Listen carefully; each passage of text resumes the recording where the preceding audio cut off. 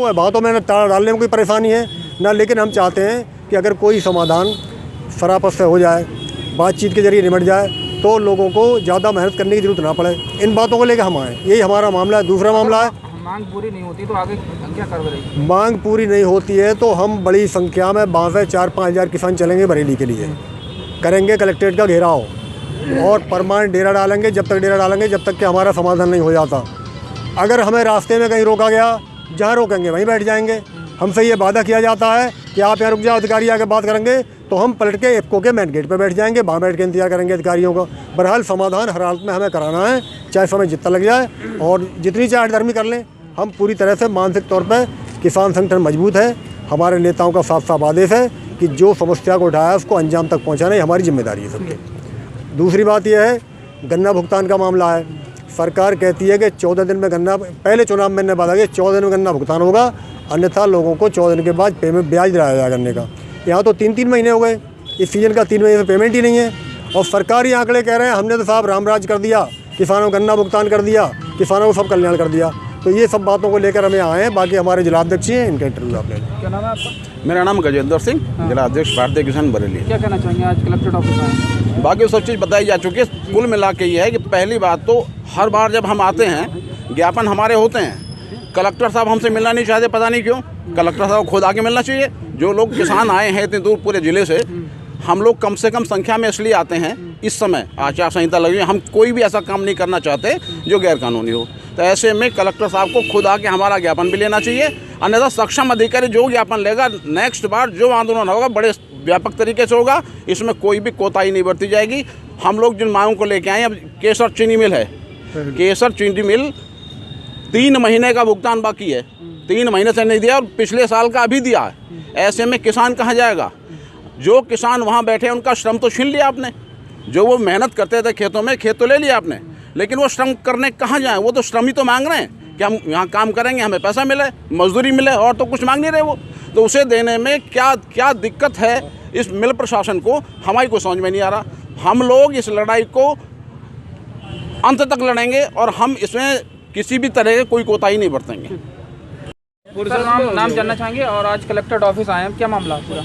मैं चौधरी शिषपाल सिंह, भारतीय किसान टिकैत का उत्तर प्रदेश का प्रदेश महासचिव हूँ जी। हम लोग आज सब किसान इकट्ठे इसके सीमित संख्या में आए हैं। ज़्यादा संख्या नहीं जुटाई क्योंकि आचार संहिता का थोड़ा ध्यान रख रहे हैं जी। इस दृष्टि से कम संख्या में लोग आए, जिम्मेदार कार्यकर्ता बुलाए हैं। इफको आंवला पर किसानों की समस्याओं को लेकर करीब 73-74 दिन से एक धरना चल रहा है। उस धरना में मांग ये है कि 100 एकड़ से अधिक ज़मीन इफको फैक्ट्री ग्राम समाज की पे अवैध कब्जा करके बैठी है।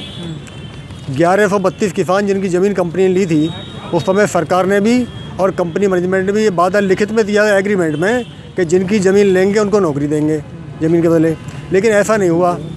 उसमें से 195 लोग, कुल 1132 के सापेक्ष 195 लोगों को उस समय लेबर में परमानेंट किया था, लेबर कैटेगरी में। उनमें से करीब 60% लोग या तो रिटायर हो गए या एक्सपायर हो गए। अब उनकी संख्या बहुत कम बची है। तो उसमें हमारा कहना यह है कि 195 जो वैकेंसी तुम्हारे पास स्टैंड कर रही है परमानेंट की, उतने तो परमानेंट करो जो काम कर रहे हैं उनमें से। बाकी लोग जो हैं उनके लिए आप दिहाड़ी मजदूरी का काम दो, जो काम है, क्योंकि फैक्ट्री में 4000 की क्षमता की लेबर प्रतिदिन चाहिए, 3 शिफ्ट में, 3 शिफ्ट में काम होता है। हम 1132 की बात कर रहे हैं। तो जब तुम्हारे पास लेबर की ज़रूरत है, ये लेबर काम करने को बैठी है, इनकी ज़मीन भी गई है भाई। ये तो ज़मीन देने के बाद पीढ़ी दर पीढ़ी मजदूर बन गए, इनकी ज़मीन चली गई, मजदूर। अब इनका दादा ने ज़मीन दी, नाती पोता सारे मजदूर बन गए। तो अब ये किसके घर में घुसेंगे? कहाँ काम देखेंगे? सरकार भी चाहती है नरेगा में लोगों पे स्थानीय लेवल पे काम मिले, बाहर पलायन ना करना पड़े, क्योंकि पलायन के मुद्दे पे सरकार भी कह रही साहब पलायन चिल्ला रही है। अमित शाह पलायन चिल्ला रहे हैं, मोदी जी पलायन चिल्ला रहे हैं। तो हम ये कह रहे हैं लोग यहाँ से क्यों पलायन करें? हम तो पलायन रोकना चाहते हैं। तो जिनकी ज़मीन गई है उनको नौकरी दें, जो परमानेंट कैटेगरी उसको पूरी करें। यही सब बातों को लेके हम करीब 73 दिन में धरने बैठे हैं। हाँ, हमने वहाँ रह करके इतने दिनों में कड़कदार ठंड भी झेली, कोहरा भी झेला, ठंड में होने वाली बार की बरसात में भीगे भी, सारी चीज़ें झेली हैं। इसके बाद भी ना स्थानीय प्रशासन की नज़र में, ना इफको मैनेजमेंट की कहीं कानों पे जूने रह रही। लगता है कि वो इस मामले को लेकर उदासीनता बरत रहे हैं पूरी तरह से। तो हम आज ये जिलाधिकारी महोदय, क्योंकि ये सक्षम अधिकारी हैं, इनको ज्ञापन देने आए हैं, बात करने आए हैं। कि भाई ये हठधर्मी, ये बेईमानी नहीं चलने दी जाएगी, इस पर सकारात्मक बैठ के बात की जाए, दोनों पक्षों को बैठाला जाए, बात की जाए और उसका समाधान निकाला जाए। वरना कहीं ऐसा ना हो कि हमें फिर आगे यहाँ कलेक्ट्रेट पे डालना पड़ जाए आचार संहिता हटते ही, जैसे हम पहले एक बार सन कौन सी 96 में कर चुके थे ना, 96 में कर चुके। इसी कलेक्ट्रेट पे हमने 2 रात 1 दिन ताला डाला था किसानों ने। जो अधिकारी न्याय है वही हमारा भाई है, जो अधिकारी न्याय है वही हमारा भाई है, जो अधिकारी गुंडा है उसके सर पे डंडा है, जो